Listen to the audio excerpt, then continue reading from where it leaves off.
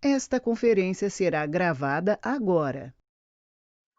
Vamos lá, gente. Boa noite aí. Vamos repetir aqui uns slides que a gente não tinha botado para gravar.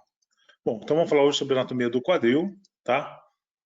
Vou passar aqui alguns dados importantes.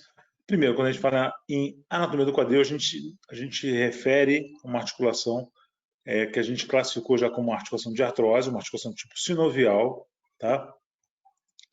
Diferente das articulações sinartroses, fibrosas e cartilaginosas, a articulação de artrose ela tem componente ligamentar, tem componente sinovial, tem a presença da cartilagem alina, então tem componentes que diferenciam das articulações fibrosas e cartilaginosas, e o quadril é uma delas. Dentro das classificações de artroses, a articulação do quadril ela é classificada como cotiloide ou esferoide, né? Onde uma esfera se articula com uma cavidade, e essa é exatamente a questão, é a cabeça femoral se articulando com a cavidade do osso do quadril, que a gente vai falar daqui a pouquinho o nome dele, tá? Então, essa articulação permite, primeiro, é uma articulação que possui todos estes movimentos possíveis, né? Então, ela não tem um eixo uniaxial, não é biaxial, ela é uma poliaxial, tá? O que também caracteriza uma esferoide. E ela tem a classificação, então, que pode ser dita como esferoide ou cotiloide, onde cótilus é uma referência à taça, que chama cótilus, e ela mostra que, na verdade, é a diferença entre uma esferoide com uma articulação escapulohumeral e uma articulação como o quadril, por exemplo, que é uma articulação que tem muito mais, um raio muito mais fechado, né? Um raio mais curto e que, por isso, restringe um pouquinho mais o movimento. Em compensação, adapta melhor a sustentação e a transmissão de carga do esqueleto apendicular para o esqueleto axial. Bom, então essa é uma visão da articulação do quadril. Na verdade, a articulação do quadril ela é representada pela o símbolo, né, que liga o membro inferior ao esqueleto axial, né, a coluna vertebral, e ela faz isso através da parte proximal do fêmur, articulando com o osso do quadril, que é esse osso aqui grande aqui, que por sua vez se articula com o sacro, o osso sacro, a parte sacra da coluna vertebral, e também se articula com o osso quadril do outro lado. Tá? Então essa junção do osso quadril bilateral com o osso sacro a gente chama de anel pélvico, porque ele contém uma cavidade pélvica aqui, visceral, e esse anel pélvico se articula, então, com o quadril, com o osso do escupofêmur, e essa articulação, todo esse complexo a gente chama de quadril, e um dos seus componentes, que é exatamente essa articulação aqui, que é a principal delas, a gente denomina de articulação coxo-femoral. Então, da mesma forma que a gente falou em ombro, a gente viu que o ombro é uma articulação composta pela escápula humeral, mas que tinha componentes importantes na sua função integrada, que seria a articulação acromioclavicular, externo-clavicular, escápula torácica, tudo isso, né? Então, a escápula humeral, apesar de ser uma parte de um todo complexo, ela era a mais importante delas, e daí a gente poder utilizar pela terminologia o sinônimo de articulação do quadril, do ombro, desculpa, e escápula humeral. Aqui é a mesma coisa. A gente sabe que a articulação do quadril ela é composta, né, por um complexo de articulações que trabalham integradas. Por exemplo, a articulação do osso quadril com o sacro, do outro lado, a articulação dos dois ossos quadril bilateralmente, né? E aí essa articulação especificamente não é sinovial, ela é formada por um disco cartilaginoso, tá? Importantíssimo, um disco fibrocartilaginoso, que a gente dá o nome de sínfise, né? Uma articulação tipo sinartrose, a sínfise pública, e a articulação coxo-femoral, dada aqui pelo osso do quadril, que antigamente era chamado de coxal, e fêmur, na sua parte proximal. Daí o termo coxo-femoral, que posso chamar também de articulação do quadril, à medida que eu entendo que ela é a principal dessas articulações de união do símbolo do membro inferior com do símbolo, né, do esqueleto axial com o esqueleto do membro inferior. Bom, vamos falar um pouquinho da anatomia das partes aí que compõem a anatomia óssea, né? A gente classifica o osso do quadril. A gente vê aqui nessa visão, estou vendo a visão anterior dele, eu vejo ele de frente. Aqui eu estou vendo por uma vista lateral, né, o osso do quadril. E eu vejo aqui alguns acidentes importantes. Primeiro, esse acidente aqui a gente chama de crista ilíaca, é o rebordo dele aqui anterior, né? Eu lembro que esse osso do quadril aqui, ele é formado por três componentes uma parte superior dele que eu chamo de ilíaco, a parte anterior que eu chamo de pubis e a parte posterior e inferior que eu chamo de isquio. Então, ilho, isquio e pubis, eles em algum momento da formação embriológica, como eu vou mostrar nesse slide aqui, olha, eles estão separados, o ilho, o isquio e o pubis separados, são 3 ossos distintos, tá? Aqui parece que está junto, mas não está, porque está sobreposto, tá? Ilho, isquio e pubis, e eles estão divididos por uma cartilagem de crescimento aqui, uma cartilagem fisária, que a gente chama de cartilagem trirradiada, porque ela parece que tem 3 raios, é um Y, tá? Então, esses 3 ossos, depois do desenvolvimento, eles se fundem, se fusionam, e a gente passa a chamar de osso do quadril. Entretanto, a gente mantém aqui uma divisão, mesmo que conceitual, entre o ilho, o pubis anteriormente, e o isquio posteriormente, tá? Por exemplo, essa parte aqui, uma linha que eu vou traçar aqui, olha, mais ou menos aqui, separa o ilho aqui em cima do pubis, aqui, do isquio aqui para baixo. Uma mesma linha na mesma direção aqui, olha, nessa direção aqui, algumas vezes de 90, 80 ou 100, a 100 graus, separam o ilho do pubis aqui na frente, né? E por sua vez uma linha vertical aqui, olha, separa o pubis do isquio aqui. Então essa divisão, ela, apesar de ser uma divisão hoje conceitual, em algum momento o osso do quadril representava esses 3 ossos, tá? Então vamos lá. Essa é uma vista lateral, então, como a gente está vendo. Esse acidente aqui é chamado de crista ilíaca, esse acidente aqui superior. Então ela marca um contorno do osso do quadril, e ele é importante quando eu olho pela face de dentro, pela face que contém as vísceras abdominais, as vísceras pélvicas, né? Essa crista ilíaca, ela ajuda a formar um continente importante, que a gente chama de bacia, né, pelo formato dela, e que representa uma cavidade que a gente chama de cavidade pélvica, tá? Bom, o que a gente vê como acidente aqui importante no osso do quadril? A gente primeiro vê a face que eu estou vendo por dentro aqui, olha, que eu estou vendo lá pela face visceral lá de dentro, a gente chama de face pélvica, né, do osso do quadril. E essa face que a gente está vendo aqui, do ilíaco, a gente chama de face glútea, né? Porque essa face aqui é diferente dessa aqui, essa aqui é a face pélvica, e a que está atrás, que eu não estou vendo aqui, está na parte posterior, é a face que se volta lá para a região glútea. Então a gente chama de face glútea do osso do quadril. Então a gente está vendo aqui pela face glútea, eu vejo aqui alguns pontos importantes. O primeiro ponto que eu vejo aqui são as linhas glúteas, tá? A gente tem 3 linhas glúteas, inferior, anterior e posterior, então são essas 3 linhas aqui. Elas vão ser importantes para a gente definir origem muscular. Por exemplo, aqui nesse espaço aqui, olha, o músculo glúteo mínimo se origina.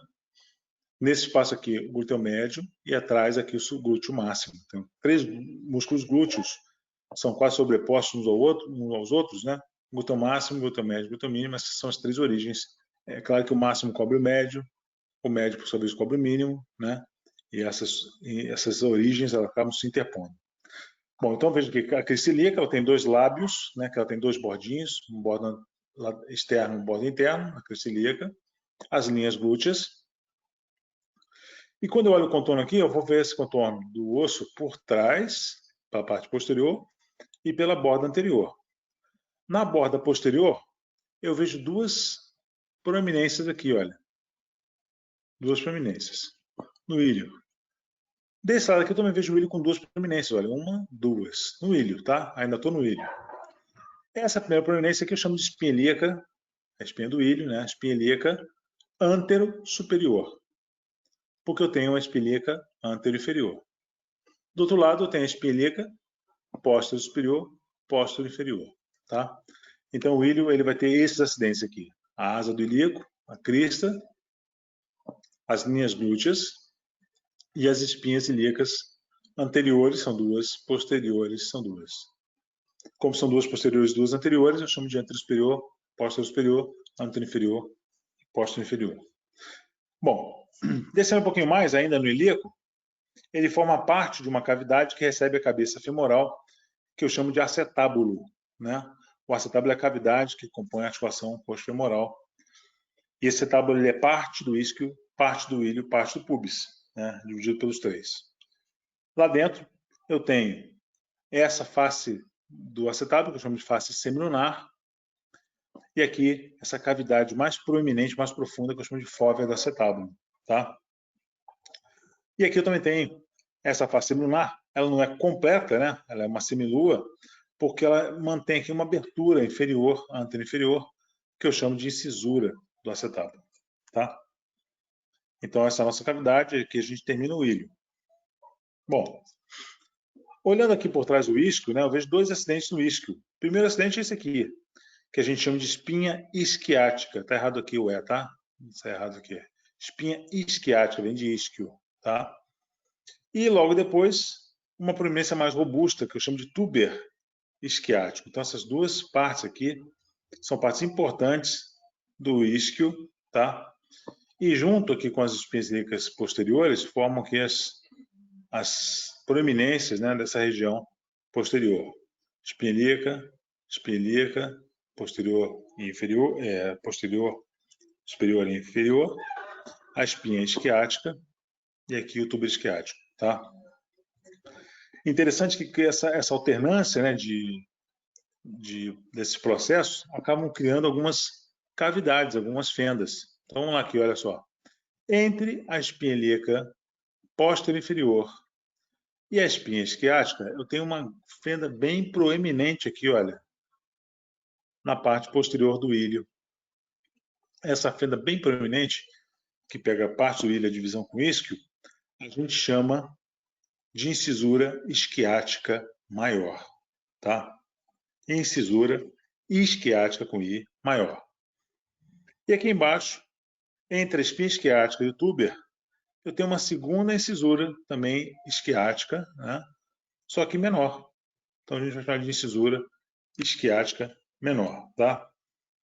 Quando essas incisuras são fechadas por esses ligamentos, a gente vai falar daqui a pouquinho, olha, elas viram forames, tá? A gente chama de forame isquiático, esquece esse ciático aqui, que é o nome antigo, incisura ou forame isquiático maior e isquiático menor. Dá para entender bem nessa imagem, né? Para que serve esse forame? Para que serve essa incisura? Quando eu olho aqui, olha, o sacro está atrás, eu estou vendo pela lateral, esse buraco aqui, esse forame, ele está comunicando lá dentro da pelve com a região glútea posteriormente. Então, esses dois forames, na verdade, eles são trânsito de estruturas entre a cavidade pélvica e a região externa a eles, que é a região glútea, tá? Muito bem. Continuando aqui, o isquio continua, esse é o corpo dele, né? O ramo dele aqui embaixo e a junção dele com o pubis aqui na frente, tá? Aqui eu tenho o corpo do pubis, o ramo dele e o corpo do pubis. Os dois ramos do isquio e do pubis, a borda inferior do acetábulo, né, a parte posterior do corpo do pubis e a parte anterior do corpo do isquio, formam um forame, aqui olha, um buraco aqui, olha, que a gente chama de forame obturado, tá? Obturado. E esse forame chama-se obturado. Obturado é uma coisa fechada, né? Porque na verdade esse forame, essa abertura, ela é fechada por uma membrana fibrosa que a gente chama de membrana obturatória ou membrana obturadora, tá? Na verdade, vai ver que essa membrana ela fecha, deixando aqui um pequeno forame obturatório, tá vendo? Olha, um pequeno espaço por onde um nervinho sai da região lá de dentro da cavidade pélvica e passa por aqui para chegar aos músculos aqui da região adutora da coxa. Então são três espaços que a gente vai ver aqui importantíssimos, né? Que transitam e ligam a região intrapelve, né? Onde, por exemplo, vai sair nervos da região sacra para cá, vasos sanguíneos que estão na região pela aorta lá atrás. Tudo vai passar por esse espaço aqui que a gente está vendo. O forame isquiático maior, menor e o forame obturatório. Então, guarda bem esses três espaços, que quando a gente for falar da região glútea, da região adutora, toda hora a gente vai se remontar a esses forames de comunicação entre a cavidade pélvica e externamente a região glútea ou a face anterior da coxa. Muito bem. O púbis ele tem, na verdade, uma crista púbica aqui em cima e um tubérculo púbico aqui na extremidade. E tem uma face articular, que a gente está vendo, está oposta aqui, com o púbis do outro lado, né? Essa face articular, ela articula não diretamente com o púbis, mas através de um disco fibrocartilaginoso que a gente chama de sínfise púbica. Sínfise é um tipo de articulação, mas a gente denomina dessa forma. A sínfise púbica ela é muito importante, fundamental, né? Porque na gravidez, por exemplo, ela pode ter mais depósito, tecido elástico, de líquido, que fica mais frouxo, mais elástico. Isso permite que a pelve abra bastante e comporte melhor ali o canal do parto, enfim, facilite um pouquinho a passagem do neném por esse espaço, tá? Muito bem. O fêmur proximal ele é bem simples, né? É muito parecido com o que vocês viram no número proximal, então vocês já tiveram essa visão do número proximal, vão tirar de letra essa parte da anatomia óssea, tá? Tem alguns detalhezinhos, algumas nuances interessantes e importantes, mas basicamente a mesma forma, né? Primeira diferença é o seguinte, todos os dois têm a cabeça, como a cabeça do húmero, né? Só que no quadril eu não tenho colo cirúrgico e colo anatômico. Ele é a mesma pessoa, tá? Então aqui a gente está vendo que esse colo femoral é melhor definido, né, que o colo do húmero, e ele é o colo anatômico de fato, e que tem as implicações cirúrgicas que deram a denominação de colo cirúrgico ao húmero. Então o colo femoral, essa região estreita, depois a região da metáfise do fêmur, ele possui uma tuberosidade maior, que a gente chama de trocânter maior, tá? Vou mostrar a fusão aqui. Trocânter maior ao invés de tuberosidade, mas é muito parecido com o do húmero, e trocânter menor ao invés de tuberosidade, tá? Além desses dois acidentes, grande e pequeno trocânter, esses dois acidentes são ligados anteriormente por uma linha intertrocantérica, tá? Linha intertrocantérica, e posteriormente, né, eles não formam uma linha, mas formam uma crista bem marcada, como está aqui, olha, tá? Bem marcada, bem proeminente, que a gente chama de crista intertrocantérica. Então, na parte da frente a gente vê a linha intertrocantérica, e na parte posterior a gente vê a crista intertrocantérica, tá? Alguns outros acidentes, para a gente tentar deixar um pouquinho mais claro agora, que a gente vai falar um pouquinho depois da musculatura também, né? Mas mostrar que eu tenho aqui, na parte posterior aqui, eu tenho esses dois trocânteres, como tendo uma pequena extensão para a distal, né?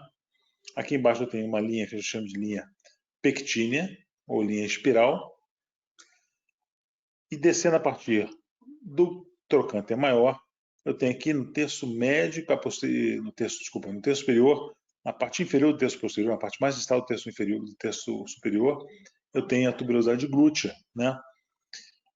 O músculo glúteo máximo ele tem a sua inserção aí, como por exemplo o deltoide teria na tuberosidade deltoídea, tá?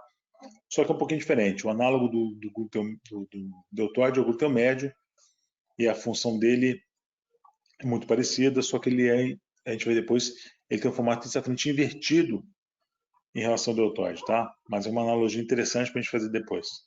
Mas lembrar que o glúteo máximo ele tem a sua inserção aqui embaixo, na tuberosidade glútea, no fêmur, e outra parte dele, superficial, se insere na própria face da coxa. A gente vai falar isso também depois na aula de região glútea, tá? Só para lembrar desse acidente, a tuberosidade glútea.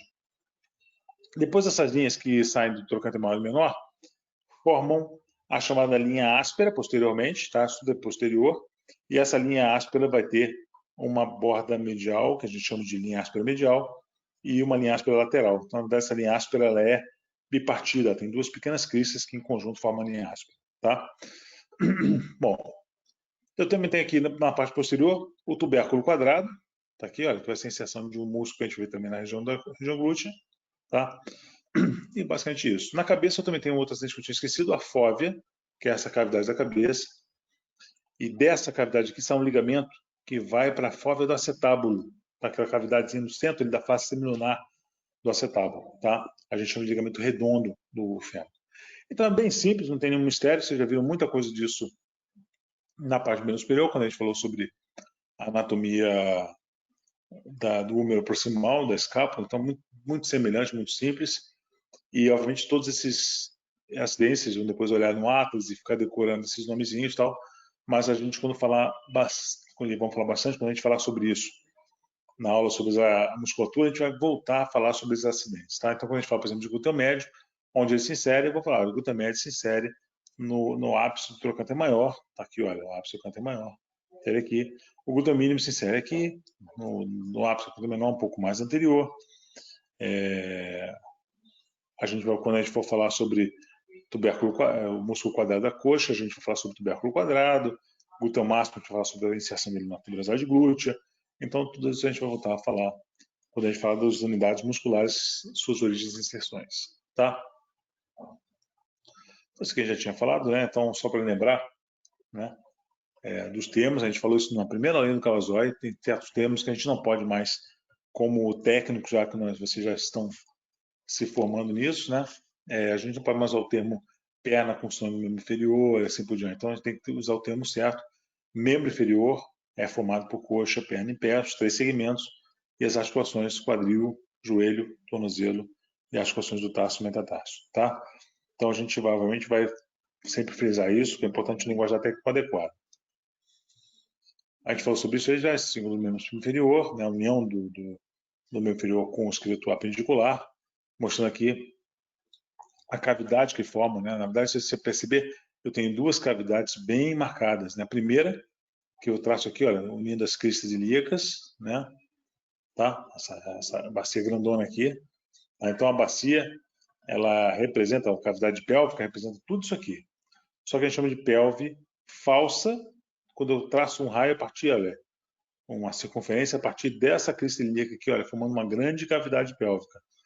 A gente chama de pelve falsa porque, na verdade, a pelve verdadeira, ela é formada por essa linha aqui, olha, que parte da linha da crista púbica, passa pela linha inominada e se junta aqui ao promontório do sacro, que é essa proeminência aqui da junção do sacro com a região lombar. E esse contorno aqui a gente chama de pelve, essa cavidade aqui para baixo, daqui para baixo, desse limite superior aqui para baixo, a gente vai chamar isso aqui de pelve verdadeira. Bom, vamos lá, vamos rever isso aqui.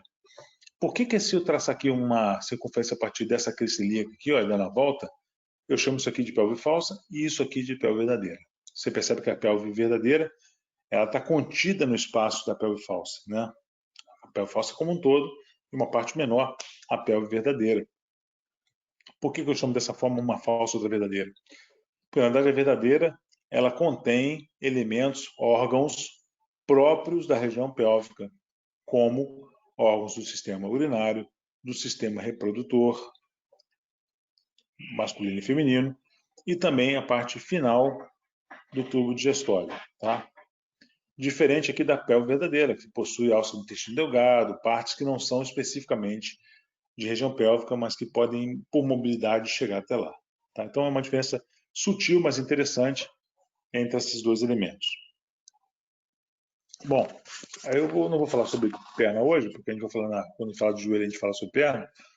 Então, esse aqui, só para terminar aqui o fêmur aqui, olha, então o fêmur que é a parte da diáfise do fêmur, na parte anterior não tem acidentes importantes, na parte posterior já viu que tem a linha áspera, né?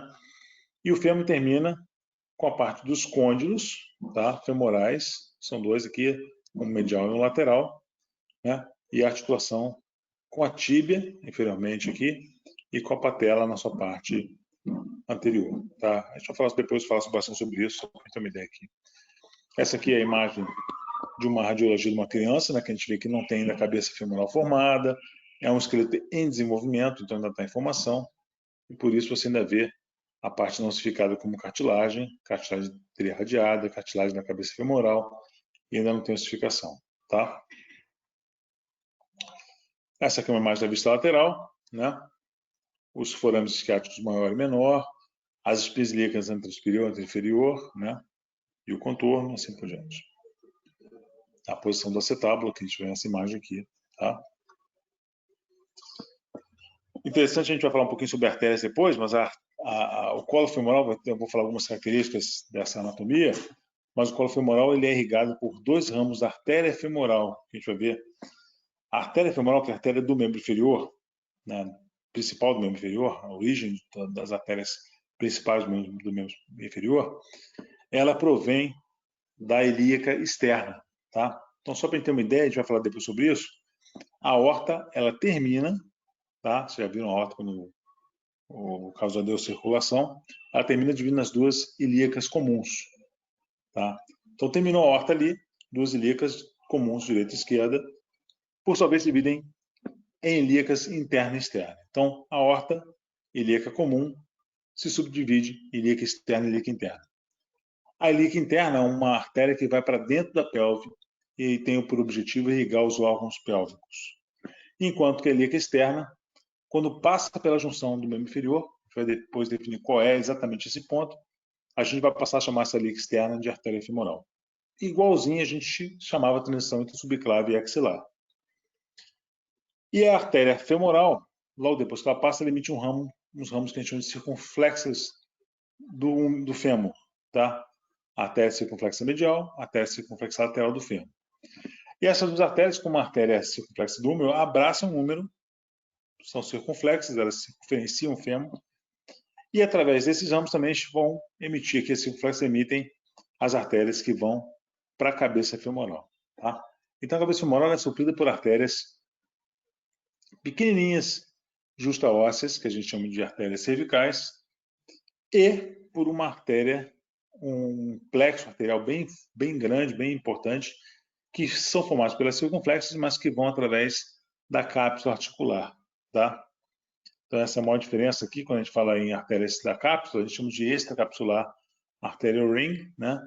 Círculo arterial extracapsular, e quando a gente fala nos raminhos que estão ali, saem das circunflexas, vão justa-ósseos aqui para a cabeça femoral, as artérias cervicais, a gente chama de anel intracapsular, que é o anel justa-ósseo. Então tem esses dois caminhos do sangue chegar à cabeça. Ou chega pela cápsula articular, pelos ramos aqui extracapsulares, ou chega por ramos justa-ósseos, que eu chamo de artérias cervicais. Tá? Quando a fratura do colo fêmur acontece, grande parte dessa circulação arterial se perde. E aí eu posso ter, e tenho com muita frequência, a necrose da cabeça femoral. Tá? Isso é mais difícil de acontecer no húmero, mas também acontece. E isso compromete, obviamente, a fratura, ela compromete tanto a cápsula quanto os raminhos pequenos, que são justa-ósseos, que quando fratura o colo do fêmur vão se perder, obviamente. E muitas vezes a gente opta por não reparar essa fratura, não fixar essa fratura e trocar por um componente protético, uma prótese que imita a cabeça do fêmur, para exatamente evitar as consequências da necrose, que você perde função, aí o paciente tem que fazer uma outra cirurgia para tirar a cabeça e colocar uma prótese. Eu vou mostrar uns exemplos depois de cirurgia que mostra isso. Tá? Importante que o acetábulo tem um posicionamento bem interessante, ele fica posicionado dessa forma aqui, ó, você vê essa imagem, a cavidade do acetábulo é voltada para frente, para inferior. Né? Então ela é voltada para inferior e para anterior, é a posição dela. Para lateral, para frente e para inferior. E ela tem uma cobertura, então, do seu teto, né? Que permite, obviamente, que eu tenha estabilidade na transmissão de carga vertical aqui. Tá? Então, para você ter uma ideia aqui, olha, essa é a visão anterior, eu estou olhando aqui da frente, mostrando que ele é voltado mais para o anterior, ele é voltado mais para o inferior, como está aqui, tá vendo? Olha, cobertura, né? Então, eu mostrei naquela foto ali da peça, naquela imagem, tá? Quando eu não tenho essa cobertura, eu tenho instabilidade do quadril, que pode acontecer em alguns pacientes que de forma congênita, né, ao nascimento, não tem a estabilidade plena da articulação do quadril, né? Uma doença que eu chamo de displasia do quadril, tá? Esse ângulo que mede isso aqui é um dos ângulos que eu posso medir, que chama ângulo center-edge ou center-border, né? Que exatamente ele traça uma linha pelo ilíaco e outra linha pelo bordo do acetábulo, tá vendo? E eu consigo medir se esse ângulo aqui é compatível ou não com função, tá? Você vê quando ele não tem um teto bom, a sua cabeça desloca, esse quadril está luxado, ele está fora do lugar dele, está fora do seu sítio natural. Esse aqui está estável, esse aqui está fora do local, né?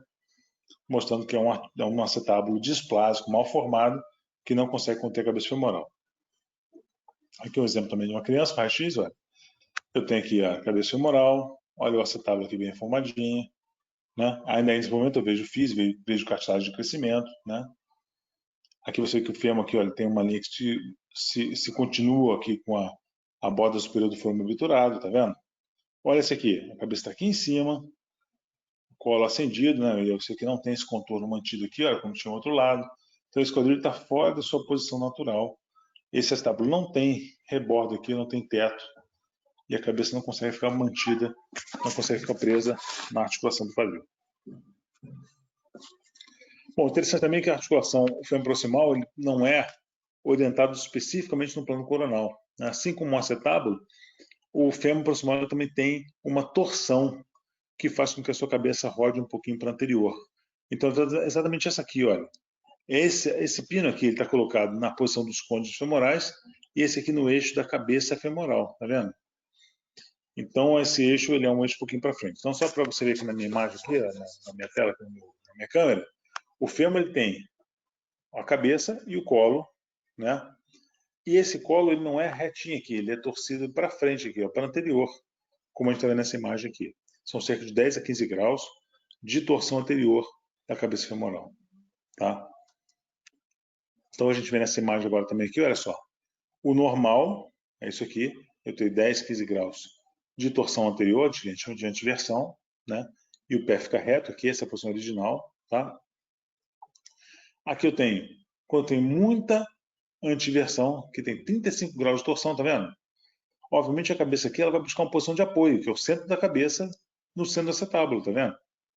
Então quando ela busca essa posição, o paciente fica aqui, olha, com o pé rodado interno. O que acontece muitas vezes, com queixos muito frequentes em consultório, da mãe chegar para a gente falar que a filhazinha, a filha dela, o filhinho, anda com o pé voltado para dentro, tá? E isso é uma queixa muito comum, muito frequente, e na imensa maioria das vezes você tem que explicar bem isso, né, para a pessoa poder entender. É um excesso de torção no quadril. A pessoa, não é no pé, não é na perna, por que é no quadril? Na imensa maioria das vezes. Porque exatamente essa torção ela pode ser evolutiva, a criança pode melhorar sozinha, mas essa torção ela leva a um ponto de equilíbrio aqui do quadril, o que faz com que o pé rode internamente. Tá? Bom, também é importante a gente, esse é um trabalho que a gente fez no anatômico, né, de medição de ângulo, né, a gente fez uma morfometria no estudo brasileiro com 100 cadáveres do anatômico, 100 peças ósseas, em que a gente mediu exatamente essa anatomia aqui, porque na verdade, se você olhar bem aqui, esse eixo aqui entre o colo e a cabeça femoral e a diáfise do fêmur, é um eixo que propositalmente é criado para uma transmissão de força ideal aqui, olha, por trabéculas, estão bem aqui marcadinhas essas linhas aqui, olha. A partir da carga que vem do membro inferior, ela é dissipada pelo acetábulo e pelo esqueleto axial. Então, esse formato aí trabeculado e essa direção dessas trabéculas determinam a resistência desse osso esponjoso. Tá? Quando eu, obviamente, eu perco esse trabecular por osteoporose, que é uma falha de densidade óssea, uma reabsorção que pode acontecer em algumas fases hormonais ou algumas doenças, isso fragiliza, porque é um osso esponjoso. E aí começa a comprometer a transmissão de carga, mantendo a integridade do esqueleto. Né? Aqui são exemplos clínicos, né? Essa aqui é uma doença também que não é tão frequente, mas acontece de você ter falha de formação do fêmur proximal. Crianças que têm o fêmur curto, ou crianças que não têm uma boa formação na parte superior do fêmur, ou até que não tem a parte superior do fêmur, assim por diante. Essa criança, por exemplo, é uma criança que nasceu com um defeito de formação na parte proximal do fêmur, o acetábulo ele é displásico, ele é mal formado, e o fêmur proximal tem a cabeça dele com uma deformidade. Você vê o encurtamento dos membros, tá vendo? Olha? E às vezes, quando começa a andar, a gente, tardiamente começa a andar, a gente observa a falha de função, a perda de função que tem. Aqui outra criança que tem uma doença neurológica, né, que tem um quadril fora do local, um quadril luxado posterior, então a cabeça do fêmur está aqui atrás, não está no acetábulo, você percebe a dificuldade de postura ereta, de posição de marcha que essa criança não tem. Aqui um outro exemplo, uma criança também com uma formação, né, um desenho, uns tipos, né? Você vê que tem uma deformidade, um encurvamento, como essa criança tem um encurvamento, né? Uma falha mais importante, quando não tem nada proximal, não tem fêmur proximal, você vê só a parte distal do fêmur e os côndilos, tá vendo? A articulação com a tíbia, né? Essa é uma cirurgia que a gente faz com certa frequência para isso, mas é uma deformidade muito rara de acontecer.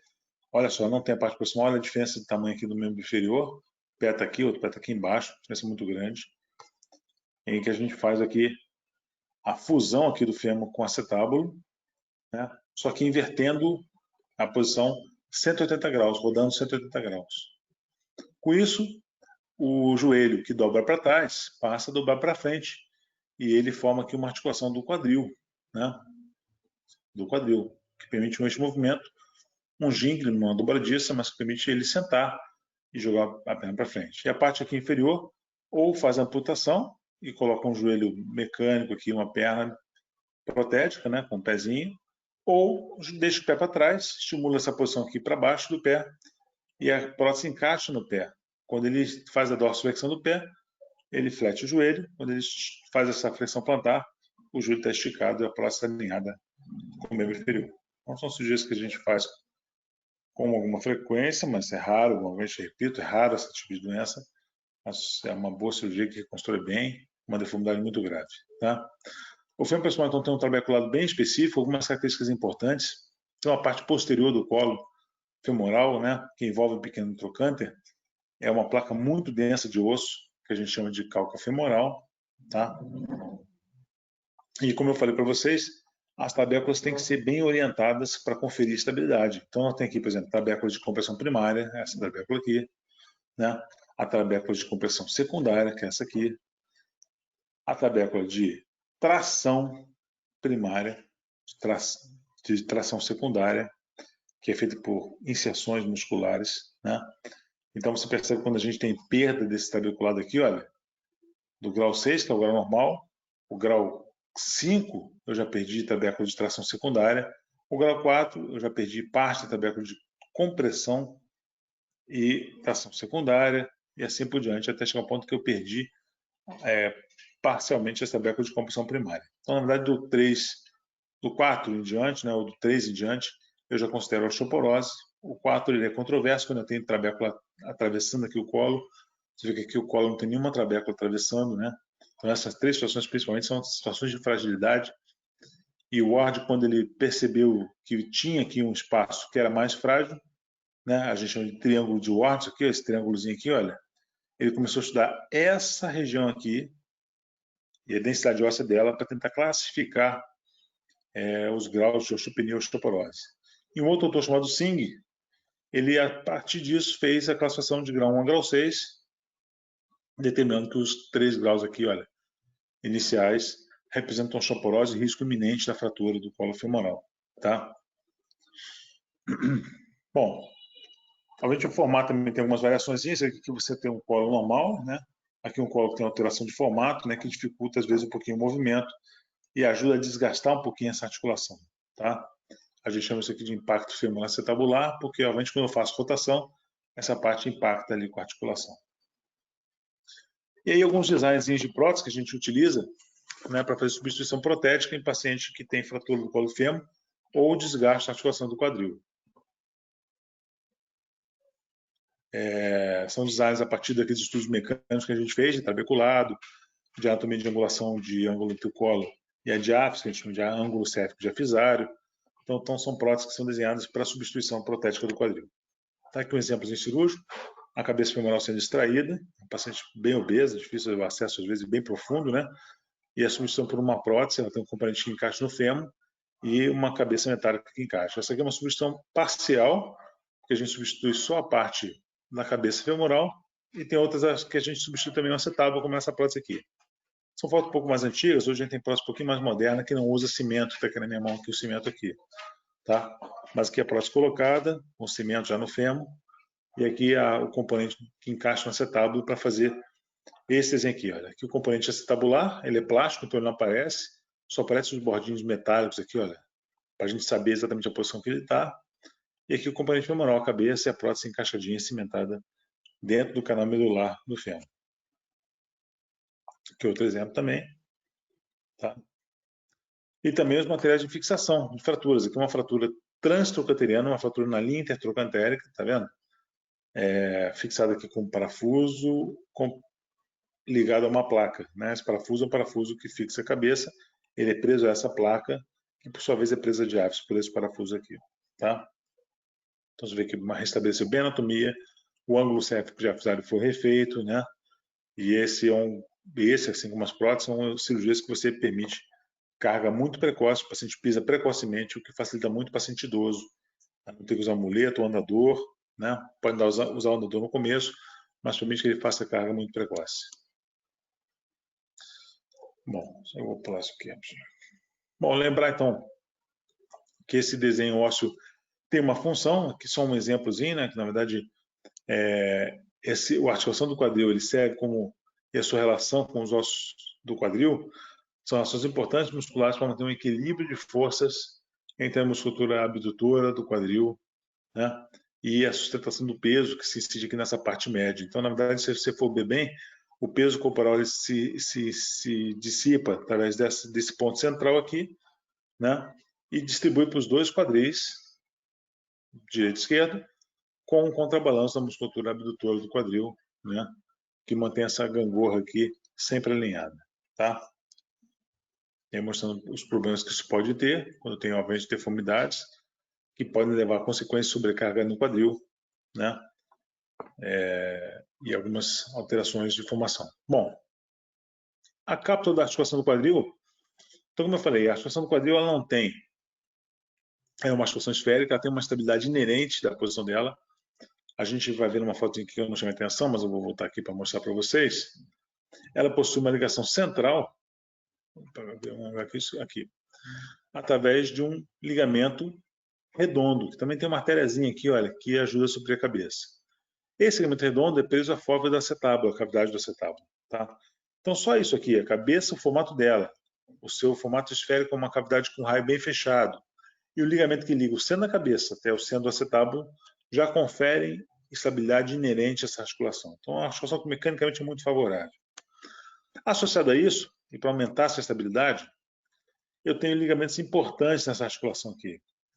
Esses ligamentos, o que eles têm o objetivo de fazer? Basicamente, a intenção deles é conter essa articulação contra movimentos extremos de rotação.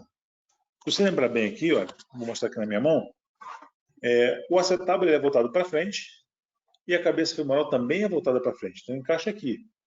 O grande problema é se eu tenho um excesso de rotação. Vamos dizer, o seu rode aqui externamente, olha, ilimitado. Vai ter um momento aqui, olha, que essa articulação sai do lugar. Mesma forma, se eu rodar internamente, rodar medial, vai ter uma hora que posterior que a cabeça sai do lugar. Então, na verdade, esses ligamentos, eles têm a função de estabilizar contra movimentos extremos dessa articulação, tá? Nesses termos, nem a congruência importante anatômica que tem aqui, da parte óssea, nem o ligamento redondo no meio da cabeça femoral sustentariam o nosso peso incidindo com esse movimento de rotação, sem criar sem criar uma lesão, uma laceração, um deslocamento, uma luxação dessa articulação. Então, basicamente, eu tenho 3 ligamentos aqui, só 3, tá? O primeiro deles é um ligamento iliofemoral, sai do ilíaco, que é a parte superior aqui, ó, que é a espirinha cântara inferior, sai do ilíaco e vai para a linha intertrocantérica através de 2 feixes, tá vendo? Lateral e medial. Esse ligamento também é chamado de Y de Bigelow, né, porque ele tem um formato em Y, pode ser chamado de ligamento em Y, ou ligamento iliofemoral, que é o que eu prefiro. Né, tem 2 componentes aqui, um mais lateral e outro mais medial. Bom, também tem um ligamento que sai do pubis aqui, olha, anteriormente, que vai em direção à linha intertrocantérica aqui, olha, profundo ao Bigelow, tá? E atrás, nessa vista posterior aqui, olha, eu tenho um ligamento que sai do isquio em direção também ao trocante maior, tá? É chamado de ligamento isquiofemoral. Então tem na frente o ilho, atrás o isquio e aqui em cima, olha, o ilho femoral. O que o ilho femoral aqui restringe? Ele restringe aqui, como ele está na frente, ele restringe que a extensão do quadril joga a cabeça mais para frente, então ele restringe a extensão do quadril, correto? E ele restringe que eu fazendo aqui movimento de adução, desculpa, aduzindo, a cabeça sai do lugar lateralmente. Então o ilho femoral ele é um restritor da extensão e da adução do quadril, sem realmente luxar, sem deslocar a cabeça. O púlpito femoral, como ele é anterior, ele impede que a rotação externa, lateral do quadril, exceda. Então, é um restritor da rotação lateral do quadril. E o contrário, o isquiofemoral. Como ele é posterior, ele impede aqui atrás, olha, que a cabeça femoral, rodando medialmente, né, exceda esse movimento e saia em direção posterior. Tá? Então, os 3 ligamentos têm funções restritoras, o ilho femoral, restrição de adução e restrição de extensão, o púlpito femoral de rotação lateral e o isquiofemoral de rotação medial. Isso aqui é mostrar alguns testes, olha só, tá vendo que o autor está fazendo aqui de rotação, tentando forçar esses ligamentos, vendo a amplitude deles, tá? É importante para a gente estudar qual o limite disso, né? Algumas cirurgias protéticas a gente tem como botar a prótese e manter a cápsula, isso ajuda a estabilidade. Outros eu tenho que retirar a cápsula porque ela está muito espessa, ela está doente, e nessa de retirar eu tenho que dar uma acertada, até uma roubadinha, uma sobrecorrigida no quadril para evitar a instabilidade da articulação. Aqui só um exemplozinho de luxação, aqui o acetábulo aqui, né? E o quadril luxado posteriormente, que é mais frequente. Ou esse quadro aqui, olha, em que ele fez um excesso de rotação lateral, rompe aqui o bulbo femoral e ele luxa o quadril em direção anterior. É uma luxação anterior do quadril ou luxação coxo-femoral. Bom, vou deixar fácil depois, a gente vai falar sobre isso depois, né? Mas então, são alguns exemplos importantes. Eu vou pular aqui um pouquinho, essa parte aqui, olha, que depois vai ser falado na aula de região glútea e coxa, né? Vamos a alguns outros exemplos aqui importantes, olha. Olha, interessante isso aqui, olha. Esse menino aqui que eu operei há algum tempo atrás, era um atleta de futebol e fez uma infecção no quadril e a cabeça necrosou, morreu a cabeça femoral, tá vendo? Então, para manter uma boa anatomia, a gente transformou essa articulação aqui entre um acetábulo totalmente aqui deformado pela lesão e a ausência da cabeça, a gente transformou com esse aparelho, fazendo uma osteotomia, fazendo um corte no osso aqui e botando em contato horizontal aqui, cabeça, fêmur proximal com a cavidade, a gente transformou o quadril dele numa cinesmose, né? E alongou, corrigiu a deformidade de comprimento, que era muito grande. Esse garoto depois, ele ficou assim muito tempo, dos 14 até os 20 e poucos anos. Essa cirurgia que foi em 2014, né? Ele tinha, se não me engano, 12 ou 13 anos. Conversando tudo esse ano, a gente substituiu por uma prótese do quadril, né? Tá aí a prótese colocada. Então, tivemos que fazer um acetábulo novo, colocar uma prótese aqui no acetábulo, enfim, colocar a prótese, fixar. Ele refez a articulação, uma baixa bem satisfatória, não está ligando aqui, não está anexado o vídeo, tá? Mandando super bem. Aqui uma outra criança que fez uma necrose cabeça femoral, é uma doença, chama-se de Pertz, é uma doença que ocorre uma obstrução nos vasinhos cervicais, né, os vasinhos que vão para a cabeça femoral, ela necrosa, depois ela volta a reossificar, mas normalmente ela gera essa deformidade e não cresce mais, porque tem lesão da física permanente. Então você percebe que aqui do outro lado aqui, ela tem a cabeça femoral, tem um colo bem desenvolvido, tem uma física aqui presente, que ela tem 13 anos, tá vendo? Aqui você percebe que não tem mais física, a cabeça larga, a gente chama de cabeça magna, quase não tem colo, tá vendo? E o trocânter, como cresce normal, fica mais alto aqui, olha, quase do que a cabeça. Olha a diferença da distância do trocânter para o ápice da cabeça, e olha aqui como essa distância se encurta, né? Por que essa criança acaba perdendo muita função da musculatura que vem daqui para cá, tá vendo? Olha a distância, e olha o que essa musculatura encurtou e afrouxou aqui, olha, com essa perda de distância. Então, a criança que tem muita dificuldade de andar, a gente também tira um pedacinho, encurta, fixa para manter uma relação mais harmônica entre o acetábulo e a cabeça femoral, tá? Deixa eu ver se tem alguma coisa interessante para a gente falar aqui da articulação do quadril. Essa é a parte muscular, que depois vai ser tudo isso falado, né? Não vou entrar em detalhe agora, a gente não, vamos passar do tempo aqui. Bom, é isso. Não vou falar mais alguma coisa sobre isso, não. Bom, então a gente fala um pouquinho. Primeiro, é importante para a gente lembrar aqui, depois dar uma olhadinha, que vai ser importante nas próximas aulas, tá? A gente fala um pouquinho sobre os acidentes do ácido ilíaco e do fêmur proximal, né? É uma articulação super simples, eu até aproveitei essa foto aqui porque eu tinha esquecido de falar. É uma articulação super simples, porque tem uma articulação esférica muito congruente com a cabeça e o acetábulo. Eu tenho um arcabouço de cápsula bem formado pelo ilho, isquio e bulbo femoral, sempre corrigindo os ossos correspondentes, inserção na linha intertrocantérica. Aqui eu vejo que essa inserção se mantém na linha intertrocantérica até o trocânter maior, e eu não tenho nenhuma inserção capsular na crista intertrocantérica, e eu tenho na parte posterior colo femoral sem cobertura capsular. Tá? Isso é muito importante para a gente, depois nas peças, identificar isso aí. Isso para a gente que faz acesso à articulação do quadril é muito importante também. Quando a gente acessa por trás, a gente vê o colo. Quando a gente acessa pela frente, a gente não vê o colo femoral. A gente tem que abrir a cápsula para poder ver o colo femoral. Tá? Então, a gente fala sobre os acidentes. O aparato ligamentar bem sutil, bem leve. Tem uma parte também ligamentar que a gente vai voltar a falar sobre ela aqui, eu não tenho detalhes, né, mas a gente indiretamente falou. Eu tenho a ligação também importante do ilíaco e do osso do quadril em geral com o sacro, né? Isso se faz através de uma articulação que a gente chama de sacroiliaca, que é uma articulação entre o sacro e o ilíaco, e uma articulação aqui entre o sacro e o isquio. Essa articulação entre o sacro e o isquio se faz por dois ligamentos. Um ligamento que sai do sacro para o túber e o ligamento que sai do sacro para o isquio, pela espinha isquiática. E esses dois ligamentos sacrotuberal, esse aqui maior, sacrotuberal, e o sacroespinhal, são os ligamentos que vão delimitar aqui nossos forames isquiáticos, tá? Então, lembrar de alguns ligamentos importantes, os ligamentos sacroiliacos, que unem o ilíaco ao sacro, e os ligamentos, os dois aqui, olha, que saem do sacro em direção ao isquio, o sacrotuberal e o sacroespinhal, tá? Bom, então eu falo sobre os acidentes, as articulações desses ligamentos principais, são poucos, você vê que é bem simples, tá? E, obviamente, depois a gente vai começar a falar um pouquinho sobre a região glútea, coxa anterior, coxa posterior, vamos descendo um pouquinho, bem devagar. Tá? Então, só uma passada aqui da articulação do quadril, né, da posição anatômica dela, da função que ela tem, tá? Eu vou abrir para dúvidas aí, perguntas. Lembrar que a gente vai ter uma próxima aula aí do André, ele ajustando aí, me dando ok. A gente marca para a semana ainda aí a aula do André, tá?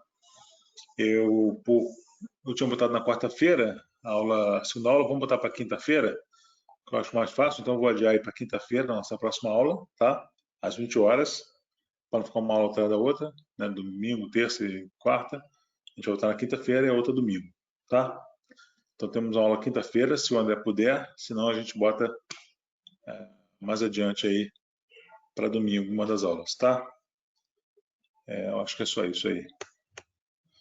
Bom, galera, desculpa aí, foi meio de improviso aqui, porque eu tinha essa aula mais ou menos pronta, e eu substituí a falha da internet para a gente não ficar sem a nossa atividade de hoje, tá? Mas é isso. Eu vou parar a gravação aqui e vou abrir para dúvida, tá?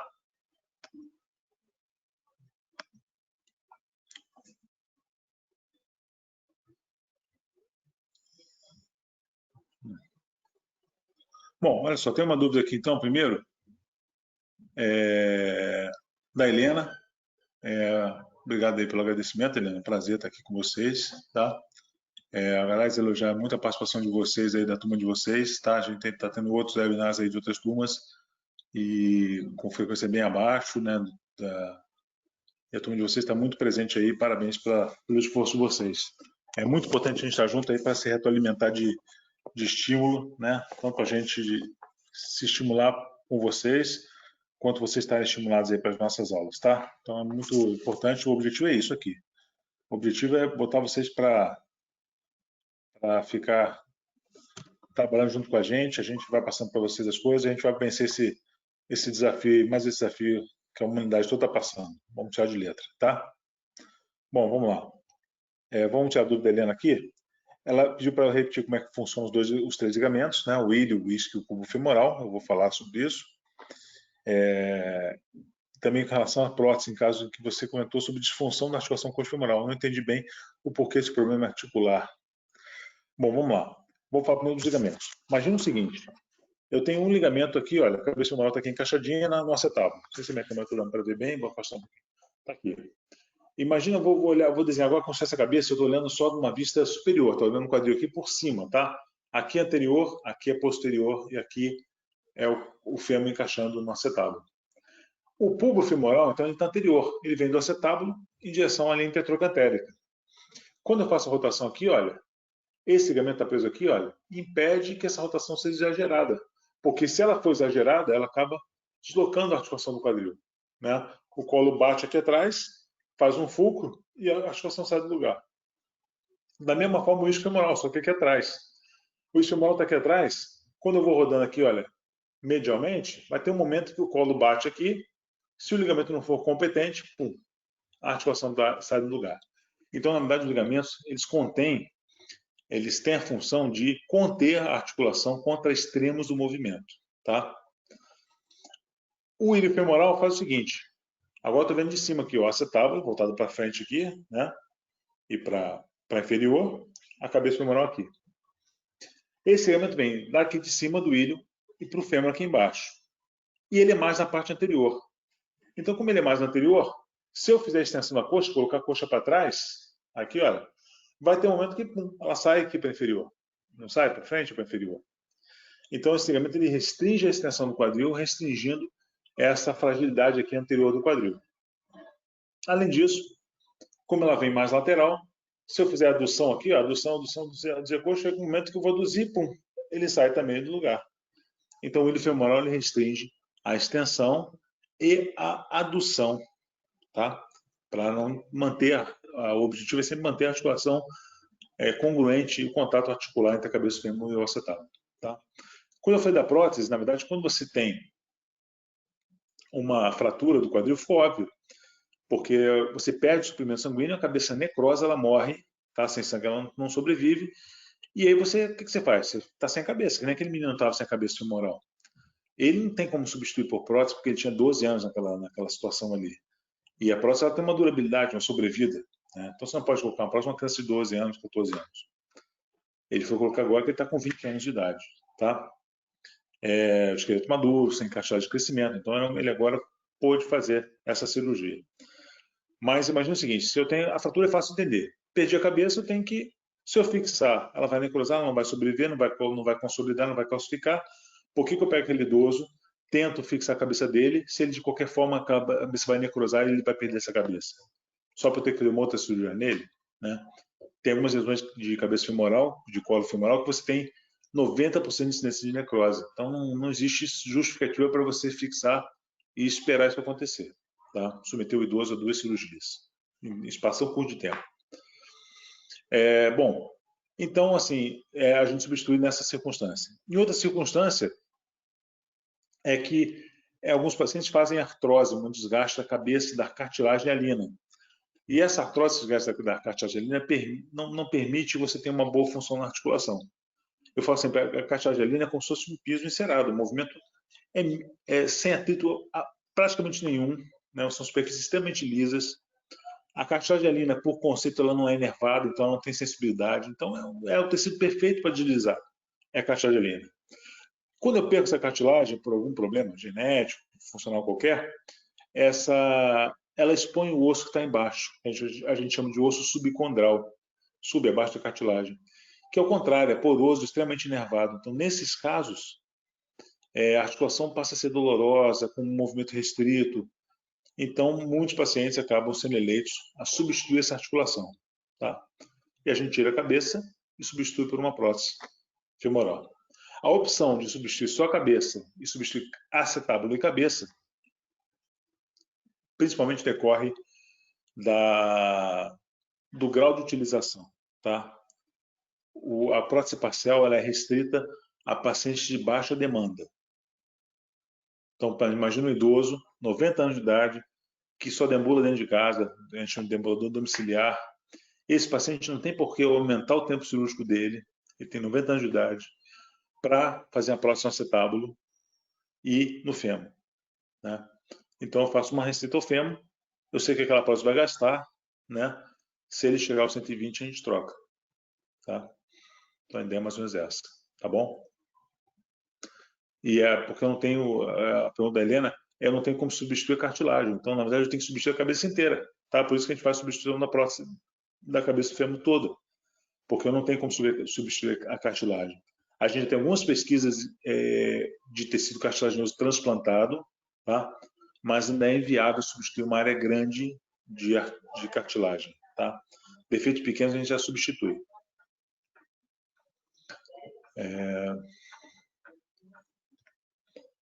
Vamos lá. Carlos aqui. Eu faço a questão de volta às aulas.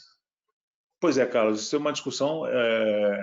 Eu vou até parar a gravação aqui, se você me permite, porque isso é uma coisa totalmente